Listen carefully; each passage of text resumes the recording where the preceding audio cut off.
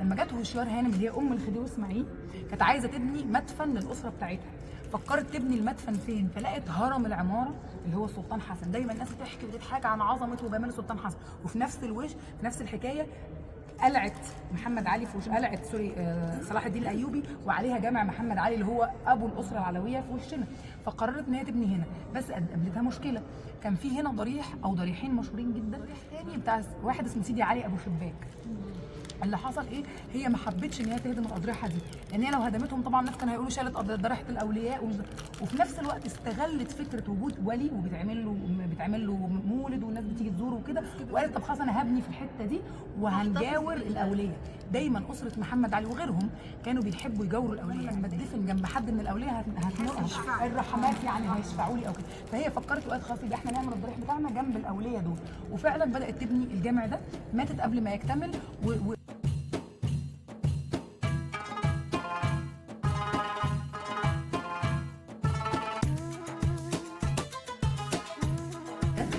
التركيبه بتاعت، شوفوا بقى عظمه التركيبه، شفتوا هناك التركيبه الحلوه دي، شايفين هنا فرق في التركيبه.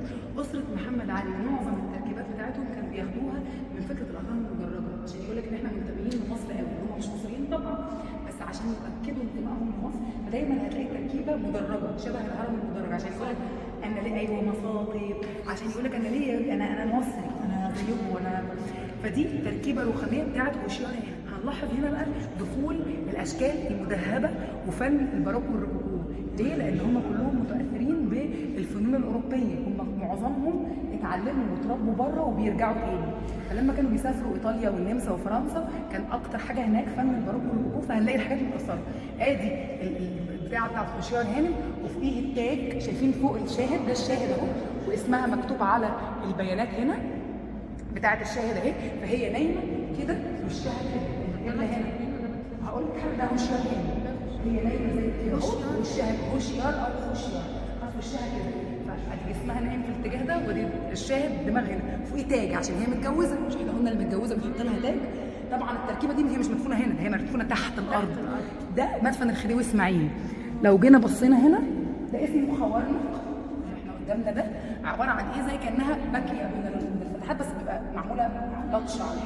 فده الشكل بتاعه، وبرده كله دمج ما بين العماره المملوكيه الحديثه والعماره او الفن الباروك او فن الروكوكو. زي فكره بصوا هنا فوق ايه؟ في طربوش، الشاهد مكتوب عليه التفاصيل، هتلاقوا ايه؟ خديوي وعزيز مصر اهو، مكتوب الاسم بتاعه والتفاصيل في عصره البديع الزاهي مش عارف ايه، يعني التفاصيل مكتوبه عليه. وتحت خالص اسماعيل، شايفين كلمه اسماعيل في اخر سطر تحت خالص اهو، ضيف الله.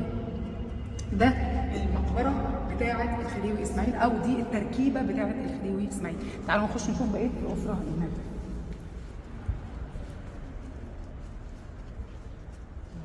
زوجات الخليفه البيومي عندهم تيجان اسمها، بصوا مكتوب فين؟ ثالث صفحه اهو، ان لله وانا اليه راجعون. هذا قبر المرحومه جشم إفة هانم، حرم المرحوم اسماعيل باشا خديوي مصر، توفيت يوم السبت 26 رمضان 1325. عشان كده بنقول ده اللي بيتكتب عليه بيانات المتوفي. ده بتاع اخت ديليسيبس، عارفين ديليسيبس؟ اخته اتجوزها الخديوي اسماعيل، طبعا هو ما شاء الله ربنا يديله الصحه اتجوز كتير قوي، تمام؟ فده بتاع هي جشم دي كانت اول زوجه ليه. خلي بالك اداها العمدان الكورنثي ملكت يده وبعدين خلفت وبعدين بقت زوجه. نعم، اداها العمدان الكورنثي عشان الطراز اصلا كله هنا اوروبي عشان بس ده مش السبب اللي فوق ولا انا جوثيك. جوثيك. لو جينا بصينا على القرش نفسه التفصيله دي كلها جوثيك. كل ده جوثيك. واللي فوق ليه؟ لان هم جايين من الكالتشر دي، فلما اتعمل قبلها ايوه الارشات اللي تحت، الارشات اللي تحت كده جوثيك، وكل جوثيك مدببات ايوه، وتلاقي فوق في الاخر صليب. صليب صح. ايوه ايوه فعلا. ايه ده صليب؟ لا فوق خالص. هم دول ايه؟ مراتاته؟ مراتوتو. انا قادر عليهم. الوحيد اللي كان مصر خلى قمص اللي بعد خلى قمص الطمس اتغير لملك. شوفوا بقى لملك. ده الوحيد اللي خد لقب سلطان عشان مصر تخرج من تحت الحمايه، من تحت الدوله العثمانيه. كانت مصر ساعتها تحت الحمايه البريطانيه، وعايزين يدخلوا مصر من تحت، يخرجوا مصر من تحت الحكم العثماني. فحاكم الامبراطوريه العثمانيه اسمه سلطان. فعشان يخلوا الحاكم المصري موازي ليه في السلطه فسموا حسين كامل السلطان حسين كامل عشان يبقى في راسه فيبقى خارج من تحت العلوم. بعدها لما جه فؤاد اللي هو ابو فاروق بقى ملك، يعني كان سلطان في الاول، بعد كده رجعوا قالوا خلاص يا عم احنا عملنا اللي احنا عايزينه، تفضل سلطان ولا ينقسمك الملك خلاص. بصوا بقى هنا دقه الحفر والنقوشات اللي على كذا ليفل، شايفين فرق الليفلز؟ شايفين كفايه عشان دكتوره اميره شايفين الخطوط؟ بتحز في نفسيتها لا ده هنا بتزعل هنا في يعني التركيبه دي بالنسبه لي انا من اجمل التركيبات، تركيبه رائعه الجمال. عشان دكتوره اميره كل شويه تدعي على الصنايعيه مش هنلاقي صنايعيه. ودي السلطانه ملك مراته، ده ضريح السلطانه ملك او مراته، ده المحببة على قلبه لأنها هي اللي قريبة ولا؟ لا دي اللي كان بنتها قصر في وش قصر البارون. السلطان حسين كامل لما شاف قصر البارون هتقول لنا تواشيح؟ ماشي هيقول لنا تواشيح. السلطان حسين كامل لما بنى البارون الباهي لما بنى القصر بتاعه في مصر الجديده، حسين كامل عجبه القصر وقال له انا هاخد القصر ده، فالبارون لما قال له معلش ما تاخدوش مني وانا هبني لك قصر احلى منه، فبنى له في وشه قصر واداهوله، فهو اهدى لمراته السلطانه ملك اللي هي دي، فاسمه قصر السلطانه ملك. إن الله وملائكته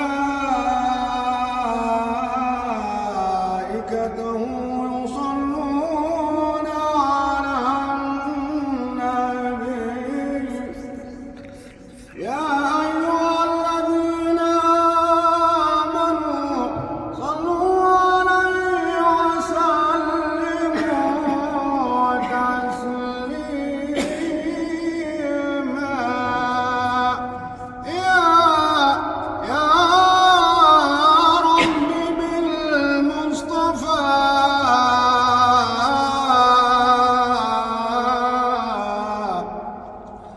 بالمصطفى بلغ مقاصدنا واسمح لنا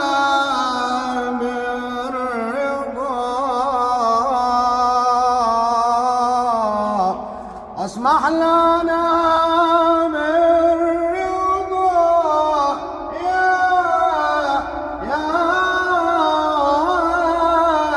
واسع الكرم. اللهم صل وسلم